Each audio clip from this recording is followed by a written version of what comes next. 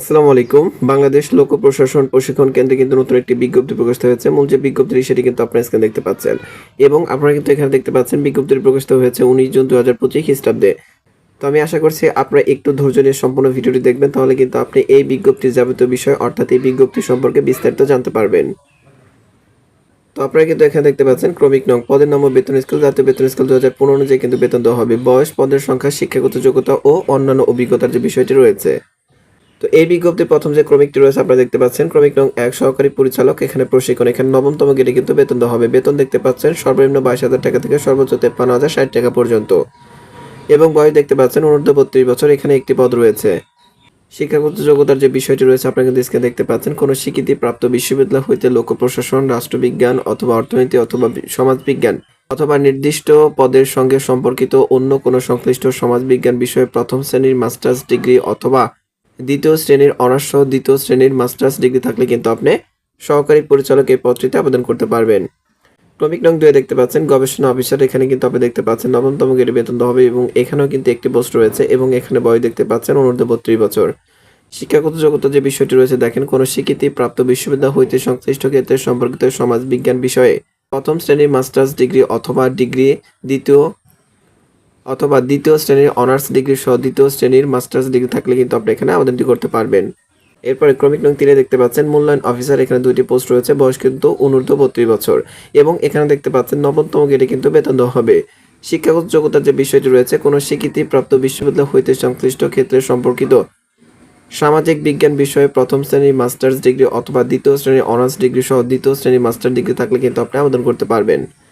এরপরে ক্রমিক নং 4 দেখতে পাচ্ছেন কারিগরি তদারকিকারী, এখানে কিন্তু দেখতে পাচ্ছেন একটি পোস্ট রয়েছে, বয়স কিন্তু অনূর্ধ্ব 32 বছর এবং এখানে দশম গ্রেডে বেতন দেওয়া হবে এবং আপনার বেতন হবে সর্বনিম্ন 16,000 টাকা থেকে সর্বোচ্চ 38,640 টাকা পর্যন্ত। শিক্ষাগত যোগ্যতা যা প্রয়োজন পড়বে সংশ্লিষ্ট ক্ষেত্রে 3 বছরের অভিজ্ঞতা সহ কোনো স্বীকৃতিপ্রাপ্ত বোর্ড হইতে উচ্চ মাধ্যমিক সার্টিফিকেট বা উহার সমমানে এবং তৎস পলিটেকনিক ভোকেশনাল ইনস্টিটিউট হইতে যন্ত্র প্রকৌশল বা তড়িৎ প্রকৌশলে ডিপ্লোমা অথবা সংশ্লিষ্ট ক্ষেত্রে 5 বছরের অভিজ্ঞতা সহ মাধ্যমিক স্কুল সার্টিফিকেট এবং তৎসহ কোনো স্বীকৃতিপ্রাপ্ত পলিটেকনিক ভোকেশনাল ইনস্টিটিউট হইতে যন্ত্র প্রকৌশল বা তড়িৎ প্রকৌশলের ডিপ্লোমা থাকলে কিন্তু আপনি কারিগরি তদারকিকারী এই পোস্টটিতে আবেদন করতে পারবেন। অর্থাৎ আরেকটি বিষয় হচ্ছে এখানে কিন্তু আপনারা বাংলাদেশের 64 জেলা থেকে আবেদন করতে পারবেন। নারী পুরুষ উভয় কিন্তু এই বিজ্ঞপ্তির বিভিন্ন পোস্টে কিন্তু আবেদন করতে পারবেন। তো এরপরে কিছু গুরুত্বপূর্ণ শর্ত রয়েছে, আপনারা স্ক্রিনে দেখতে পাচ্ছেন অনলাইনে আবেদনপত্র পূরণ সংক্রান্ত নিয়মাবলী ও শর্তাবলী। ক্রমিক নং 1 বিজ্ঞপ্তি প্রকাশের তারিখ হইতে প্রার্থীর বয়সসীমা সর্বোচ্চ 32 বছর, অর্থাৎ বিজ্ঞপ্তি যে তারিখে প্রকাশিত হয়েছে অর্থাৎ তারিখ প্রকাশের যে তারিখটা সেটি কিন্তু আপনার স্ক্রিনে এখানে দেখতে পাচ্ছেন 19 জুন, এই তারিখ ধরে আপনার বয়স কিন্তু হিসাব করতে হবে এবং এই তারিখ ধরে আপনার বয়স যদি সর্বোচ্চ 32 বছর হয় তাহলে কিন্তু আপনি এখানে আবেদন করতে পারবেন। এছাড়াও কিছু কথা বলা রয়েছে, আপনারা এগুলো দেখবেন। এখানে কিন্তু দেখতে পাচ্ছেন যে জিপিএর যে বিষয়টি সেটি কিন্তু এখানে উল্লেখ করেছেন কর্তৃপক্ষ। তো যাবতীয় বিষয় কিন্তু আপনার স্ক্রিনে দেখতে পাচ্ছেন। তো আমি এখন দেখিয়ে দেবো আপনি কিভাবে আবেদন করবেন এবং আপনাকে কত সময়ের ভিতরে আবেদনটি করতে হবে। তো স্ক্রিনে কিন্তু ক্রমিক নং 4 দেখতে পাচ্ছেন অনলাইনে আবেদনের নিয়মাবলী। পরীক্ষায় অংশগ্রহণে ইচ্ছুক ব্যক্তি http://bpatc.teltalk.com.bd ওয়েবসাইটের মাধ্যমে কিন্তু আপনাদের আবেদনটি করতে হবে। তো আপনাদের সুবিধার্থে আমার ভিডিও ডিসক্রিপশন বক্স এবং প্রথম কমেন্টে কিন্তু আবেদন লিঙ্ক এবং এই বিজ্ঞপ্তি লিঙ্ক দেওয়া থাকবে, সেখান থেকে আপনারা দেখে বুঝে পড়ে কিন্তু আবেদনটি করতে পারবেন। এরপর দেখতে পাচ্ছেন অনলাইনে আবেদনপত্র পূরণ ও পরীক্ষার ফি জমা দেওয়ার শুরুর তারিখ ও সময় 26/6/2025 খ্রিস্টাব্দ সকাল 10 ঘটিকা। অনলাইনে আবেদনপত্র জমাদানের শেষ তারিখ ও সময় 20/7/2025 খ্রিস্টাব্দ বিকেল 5 ঘটিকা।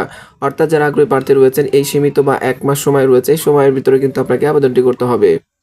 তো আমি আশা করছি আবেদন এবং আবেদন লিঙ্কের যে বিষয়টি সেটি কিন্তু আপনি স্পষ্ট এবং ক্লিয়ারলি বুঝতে পেরেছেন।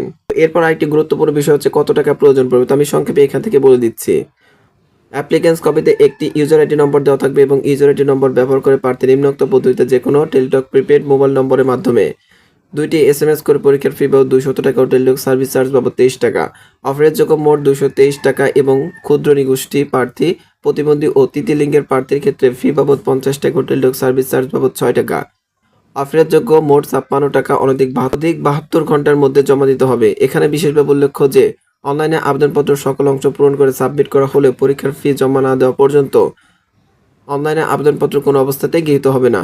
অর্থাৎ যারা আবেদন করেছেন তাদেরকে অবশ্যই কিন্তু টাকাটা পেমেন্ট করতে হবে, তাছাড়া কিন্তু আপনার আবেদনটি বাতিল বলে গণ্য হবে। এছাড়াও অনেকে আছেন যে নিজে থেকে পেমেন্ট করতে চান, তো এখানে কিন্তু পেমেন্ট সিস্টেম দেওয়া রয়েছে, আপনারা কিন্তু দেখতে পাচ্ছেন এই সিস্টেম বা পদ্ধতি অনুসরণ করে কিন্তু আপনি নিজে থেকে পেমেন্ট করতে পারবেন। তো এই ছিল বাংলাদেশ লোক প্রশাসন প্রশিক্ষণ কেন্দ্রের যে নতুন বিজ্ঞপ্তি, সেটি আশা করছি বিজ্ঞপ্তির যাবতীয় বিষয় কিন্তু আপনি বুঝতে পেরেছেন। যদি ভিডিওটি আপনার উপকারে আসে বা ভালো লাগে, অবশ্যই আমার আনএমপ্লয়েড বিডি 23 ইউটিউব চ্যানেলটি সাবস্ক্রাইব করে বেল বাটনটি বাজিয়ে রাখবেন এবং ভিডিওটি একটি লাইক দিবেন এবং শেয়ার দিবেন। আপনার একটি লাইক এবং শেয়ার আমাকে নতুন কোনো ভিডিও তৈরিতে অনুপ্রেরণা বা উৎসাহ যোগায়। ভালো থাকবেন। আসসালামু আলাইকুম।